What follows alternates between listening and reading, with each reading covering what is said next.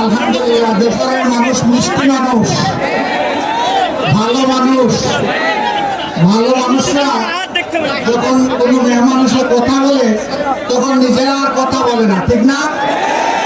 এখন আর আমরা কেউ কথা বলবো না, আমাকে কথা বলার অনুমতি দেওয়া হলো।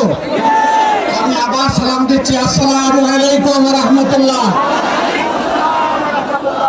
আলহামদুলিল্লাহি রাব্বিল আলামিন والصلاة والسلام على رسوله الكريم وعلى آله وصحبه وأهل بيته أجمعين। ঐতিহ্যবাহী যশোরের শার্শা উপজেলা জামাতের উদ্যোগে আয়োজিত আজকের তাৎক্ষণিক এই পথসভার সম্মানিত সভাপতি, কেন্দ্রীয় সহকর্মীবৃন্দ, এই এলাকার কৃতি সন্তান মৌলানা আজিজুর রহমান, আজকের এই পথসভায় উপস্থিত মজলুম সংগ্রামী শার্শাবাসী, আমি আপনাদেরকে আরেকবার যশোরের মিষ্টিপুর আর শীতের মিষ্টতার শুভেচ্ছা জ্ঞাপন করছি। আপনাদের সকলের প্রতি শুভেচ্ছা থাকলো। মহান রব্বুল আলামিনের শুকরিয়া আদায় করছি। আল্লাহ রব্বুল আলামিন তো মেহেরবানিতে বাংলাদেশের মুসলিম জনগণের মধ্য থেকে যারা জুলুমের শিকার হয়ে দুনিয়া থেকে বিদায় নিয়েছেন, স্বৈরাচারী সরকারের হাতে তাদের তাজা রক্ত, 18 কোটি মুসলিম মানুষের চোখের পানি আল্লাহ তাআলা মেহেরবানি করে মঞ্জুর করেছেন, আলহামদুলিল্লাহ। বাংলাদেশের মানুষ কল্পনা করেনি, বিশ্বের কেউ অনুমান করতে পারেনি। আরে যশোরে এত ভালো মানুষ কথা বলেছে, তুমি কে? চুপ, তুমি কথা বলবো না, এই বলেন চ্যানেল আমার দরকার নাই যে কথা বলে। মাথা ঠান্ডা করো ভাই, আমার চুপ। আমাদের সন্তানদের স্লোগান ছিল রক্ত গরম মাথা ঠান্ডা। তারা সেই গরম রক্ত ঢেলে দিয়েছে, কিন্তু মাথা ঠান্ডা করে আন্দোলন সফল করেছে। মাথা গরম করার কোনো সুযোগ নেই।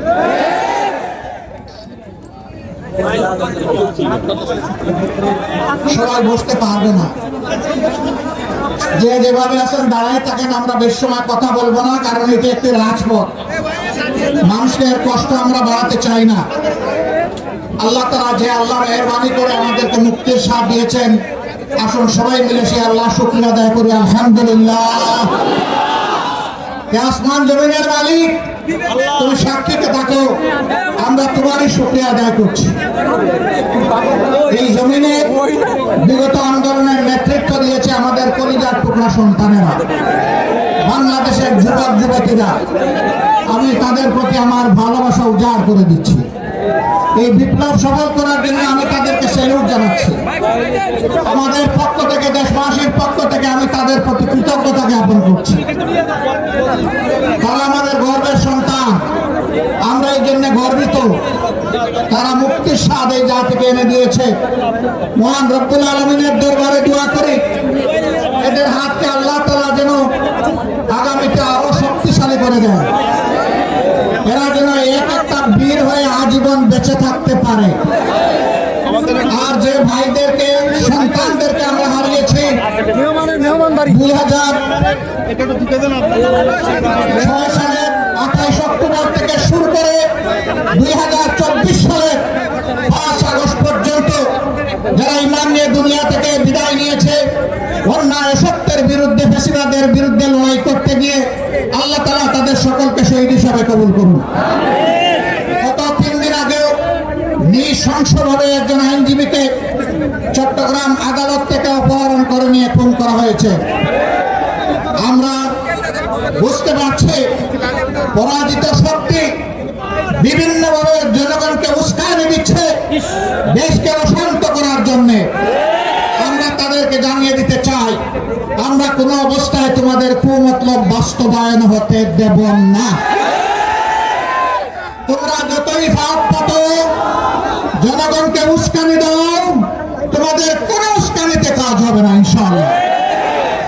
এদেশের জনগণ এদেশকে ভালোবাসে, দেশের মানুষকে ভালোবাসে, তার প্রমাণ দিয়েছে 5 তারিখের পর থেকে এখন পর্যন্ত।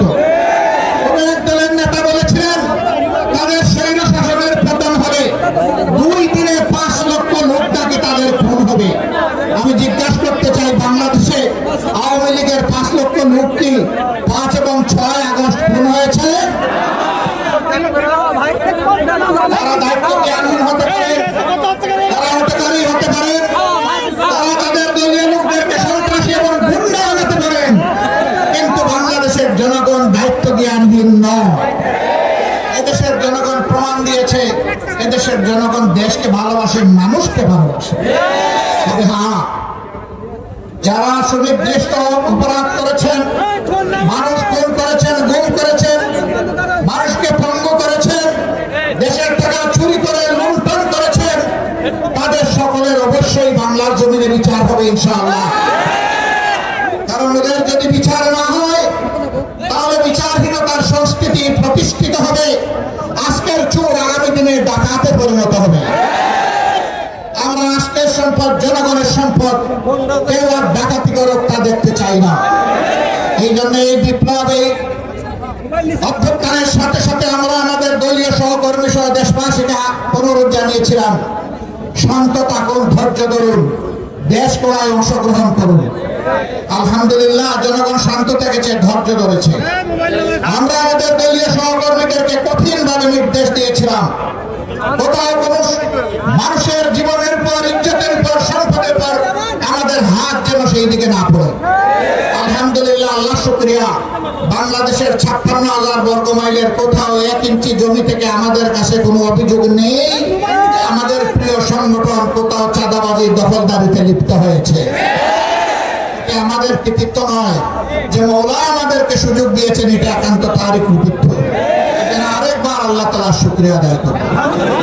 আমরা দেশকে ভালোবাসি, আমরা দেশকে ভালোবাসি, ভালোবাসার প্রমাণ আরো দিতে হবে। আগামীতে আরো অনেক ষড়যন্ত্র হবে, উস্কানি হবে, সকল ষড়যন্ত্র এবং উস্কানির মুখে চরম ধৈর্য ধারণ করতে হবে। ধৈর্যের পরীক্ষা আমাদের শেষ হয় নাই, দুনিয়া যতদিন থাকবে মুমিনদেরকে ততদিন ধৈর্যের পরীক্ষা দিতে হবে ইনশাআল্লাহ। আপনারা এই শাসবাসী সেই ধৈর্যের পরীক্ষা দিতে রাজি আছেন? পূর্ণ বিজয় দেশের মুক্তিকামী মানুষের প্রিয় ঠিকানায় না আসা পর্যন্ত এই ধৈর্যের পরীক্ষা দিয়ে যেতে হবে ইনশাআল্লাহ। আমরা নির্বাচন নিয়ে কোনো কথা বলতে আজকে আসি নাই। নির্বাচনের সময় আসলে আল্লাহ তৌফিক দিলে আপনাদের সামনে আবার আসার চেষ্টা করবো ইনশাআল্লাহ। আজকে মেসেজ শুধু এতটুকু যে আসুন, ইস্পাত করেন জনগণের ঐক্য যেভাবে স্বৈরাচারকে বাংলাদেশ থেকে তাড়িয়ে দিয়েছে, সেই ইস্পাত কঠিন ঐক্যের মাধ্যমে আমরা চূড়ান্ত মুক্তির সংগ্রামের দিকে এগিয়ে যাই। আল্লাহ আমাদেরকে সাহায্য করুন। আগামী দিনের মুক্তির লড়াইয়ের সংগ্রামের রাজপথে আবারও দেখা হবে আপনাদের সাথে ইনশাআল্লাহ।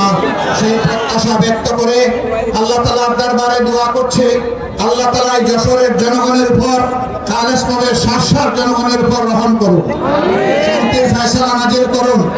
আমাদের সন্তান সন্ততি, যুবক যুবতীদেরকে আল্লাহ তাআলা তার মহব্বত এবং দেশপ্রেম দিয়ে তাদের অন্তরকে পরিপূর্ণ করে দিন।